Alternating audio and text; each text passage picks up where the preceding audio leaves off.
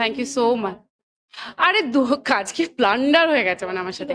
দুটো ডিজাইনার থেকে দুটো ড্রেস নেওয়া হয়েছিল। এবার আমাদের কি হয়, সবসময় মেজারমেন্ট দিতে যাওয়া হয় না, তো পাঠিয়ে দিয়েছিলাম হোয়াটসঅ্যাপে। দুটো ড্রেসই হয়নি। তারপরে কি করবো, সেজে গুজে বসে আছি, সবাই ভেন্যুতে চলে এসছে। তারপরে একটা সাউথ সিটি মলে গিয়ে ওখানে থেকে একটা ভেবেছিলাম ভেবেছিলাম ব্লু পরবো, সবাইকে হোয়াইট থিম রেখেছি, আমি ব্লু পরবো, কিন্তু সেই আমাকে ঘুরে ফিরে হোয়াইটই পরতে হলো। এখনো এই সবে ঢুকেছি, কমপ্লিমেন্ট পাইনি। আর আমার বান্ধবীদের পেয়েছি যে ভালো লাগছে দেখতে বলেছে, আর ওরা কি বলবে, আর খারাপ লাগলেও ভালোই বলবে। প্রচন্ড নাচবো, খাবো দাবো, প্রচন্ড নাচবো, মজা করবো, জুতোও একটু পরে খুলে ফেলবো যাতে ভালো করে নাচতে পারি। অনেক অনেক আমার এখন আমার বন্ধুদেরও থাকে কি কি পড়বে কি করবে।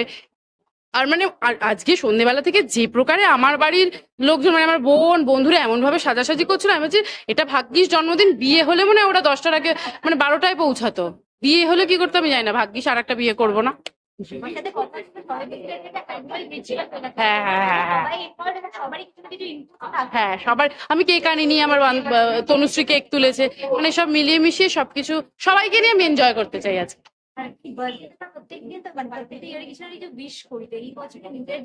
এই বছরে নিজের জন্য নিজের ইমোশন কন্ট্রোল করব, এটা এই বছরে বার্থডে রেজলিউশন, নিজের ইমোশন কন্ট্রোল করব, আর একটু কম সেন্সিটিভ হব। প্রচন্ড কেঁদে ফেলি, প্যাঁচ প্যাঁচ করে কাঁদি। এখনো প্রচুর গিফট পেয়েছি, গিফট তো সবই সেরা। প্রচুর বোন গিফট দিয়েছে, অনেকে অনেক অনেক কিছু দিয়েছে। আর একটা লকুদা, আমার যিনি মেকআপ আর্টিস্ট, ও আমাকে আমার ফটোই এত বড় ফ্রেম করে দিয়েছে, ওটা আমার খুব ভালো লেগেছে। মেয়ে বলেছে যে সবাই হোয়াইট কেন পড়ছে, কারণ এইসব পার্টি থেকে, মানে এটা তো বন্ধু বান্ধব, একটু এই বড়দের পার্টিতে ওকে আনি না আমি, তো ওকে বলেছি কালকে নিয়ে বেরোবো তোকে।